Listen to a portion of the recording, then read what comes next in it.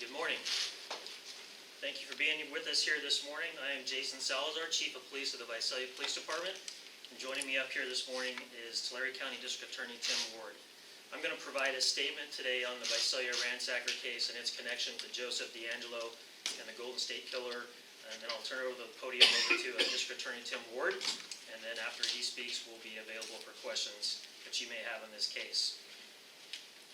We are here this morning to announce a significant development in a case that has long held the attention of this community.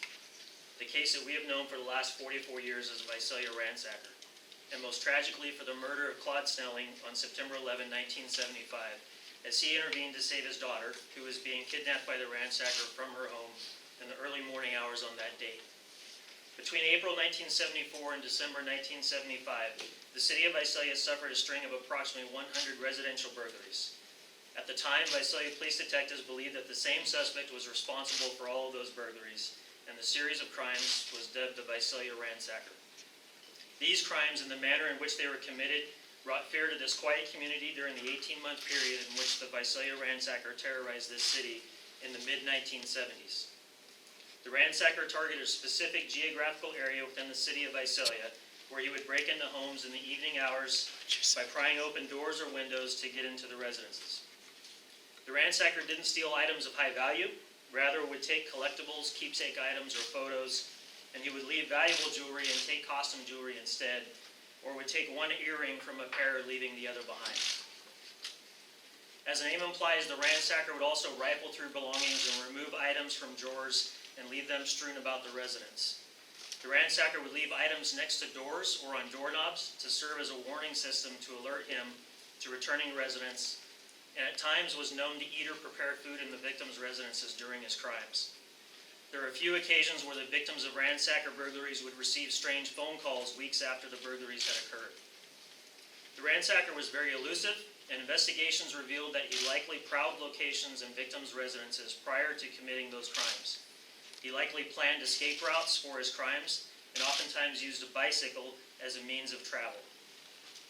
In the early morning hours of September 11, 1975, Claude Snelling awoke to a sound in his residence in the 500 block of South Whitney in the city of Visalia, and he got up to investigate. Snelling encountered an unknown suspect near his carport area and discovered that the suspect was attempting to kidnap his juvenile daughter. Victim Snelling confronted the suspect, who then produced a handgun, ultimately shooting and killing victim Snelling. The suspect then immediately fled the area. It was later determined that the gun used to kill victim Snelling was a gun that had been stolen during one of the previous Visalia Ransacker residential burglaries that occurred in August of 1975.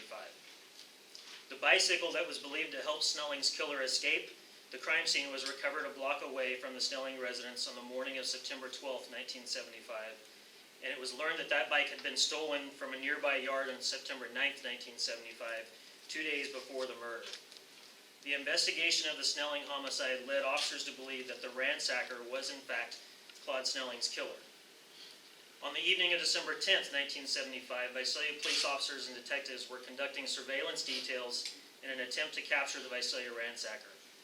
During one of the details, a Visalia police officer, Detective McGowan, observed a suspicious person entering the backyard of a residence in the 1500 block of West Cahuilla. As Detective McGowan confronted that suspect, the suspect produced a handgun and fired at the officer, striking his flashlight. Detective McGowan received moderate injuries as a result of that incident, and the suspect was able to flee the area and elude capture on that evening. During this incident, Detective McGowan saw the suspect's face and was ultimately able to provide a very detailed description and a composite sketch of the suspect. After that night, the crime spree abruptly ended, and no further crimes were attributed to the Visalia Ransacker in the city of Visalia. On April 25, 2018, the Sacramento County Sheriff's Department and the Sacramento County District Attorney's Office announced the arrest of 72-year-old Joseph James DeAngelo, who they identified as the Golden State Killer. The Visalia Police Department has long believed that the Visalia Ransacker crime spree from 1974 to 1975 is linked to the Golden State Killer cases. This belief was supported by the very specific MOs used by the Visalia Ransacker that were shared by the Golden State Killer. With the arrest of Joseph James DeAngelo, Visalia police detectives had new information to work to further the long active investigation into the Ransacker cases and the Snelling homicide. With D'Angelo's arrest, we know that Joseph D'Angelo was working as a police officer in the city of Exeter from May of 1973 to August of 1976, the period of time in which the Ransacker cases were occurring in the city of Visalia and at the time of the Snelling homicide. The Visalia crimes abruptly ended in December of '75, and only a few months later, the East Area rapist crimes began in the Sacramento area, occurring between 1976 and 1979 in that jurisdiction. Beginning at the same time, Joseph D'Angelo moved to the East Sacramento area as an Auburn police officer after leaving the Exeter Police Department in 1976. Since D'Angelo's arrest, Visalia Police Department detectives have been recontacting victims and witnesses from the original investigation in an attempt to gather more information. Based on the information that detectives were able to gather, we have identified Joseph James D'Angelo as the sole suspect in the Visalia Ransacker crime series and the murder of Claude Snelling. While there is no DNA in the Visalia cases, the hard work of determined investigators over the course of the last 44 years, who never gave up in the pursuit of justice for the Ransacker victims and the Snelling family, has paid off and led to this moment. We are confident, through the information obtained from victims and witnesses, through thorough examination of specific modus operandi in these cases, through the development of physical evidence, and by linking a firearm stolen from the Ransacker burglary that was used in the Claude Snelling murder, that Joseph D'Angelo is the man responsible for these crimes. I am proud of the fact that the Visalia Police Department has never rested in pursuit of justice in this case, and that we are able to stand here today to make this announcement.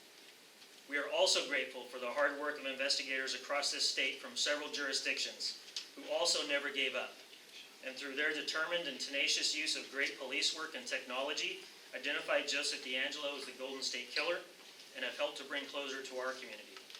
With that, I will turn the podium over to Tulare County District Attorney Tim Ward. This is the only additional case that the Visalia Police Department is investigating with regards to ransacker activity in the city of Visalia. It's the only homicide in the city of Visalia that we're investigating with regards to the ransacker Joseph D'Angelo at this time. Chief, we had the news conference back in April. We asked people, you guys asked us to tell people in the public, call if you have any information, if you remember him. What was the reaction that police got from that?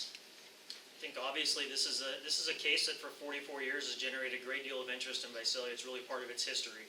In the 25 years that I've been with the Visalia Police Department, it's always been a case that you've been aware of. So when we came out in April and asked for public assistance, I think we got public assistance. This is a case that over the years has always generated tips throughout the years, and the number, thousands of tips that have come over the course of those 4 decades to help our investigators. So we did get some positive feedback from the community. We did get participation from them. Most importantly, we were able to go out and recontact victims and witnesses who are still here and still very invested in what happened back in the mid-'70s. And their cooperation as we renewed this investigation with new information was vital to where we are today. The fact that he lived here and was a police officer, is there physical evidence linking him to this killing? So obviously, probably the biggest piece is the criminal had a very specific modus operandi in the way that he committed these crimes. But through that modus operandi and physical evidence, we've been able to link the Visalia Ransacker to the Snelling homicide. So we know that those are connected. There is additional physical evidence that we have and are continuing to work.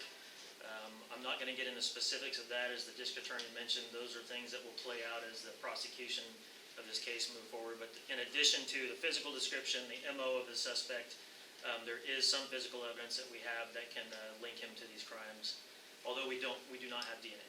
Did you say that you recovered the gun? Yes, so we've not recovered the gun. We do have ballistics information that allowed us to link a gun that was stolen from a ransacker burglary to the Snelling homicide. But you never recovered the weapon? Yes. The physical evidence that you have that is connecting, was that found at his home? No. Mr. Snelling's daughter declined to comment to the media, but have you guys told her of this development? If so, what was her reaction? Yes, so members of the Victim Witness Program from the Tulare County District Attorneys have been in touch with Elizabeth as have detectives from the Visalia Police Department. So we've been in constant contact with her and the family through the years, and obviously very much so in the course of the last few days as this case has developed. 102 cases that we attribute, so 100 of those are burglaries or attempted burglaries that occurred during that 18-month period. And then you have the Snelling homicide case, and then as well as the case of the attempted murder against Officer McGowan that occurred in December of '75. Were there any sexual assaults associated with that crime spree? Or was it all burglaries? We're not aware of any sexual assaults that are attributed to specifically to the ransacker or that we're investigating at this time.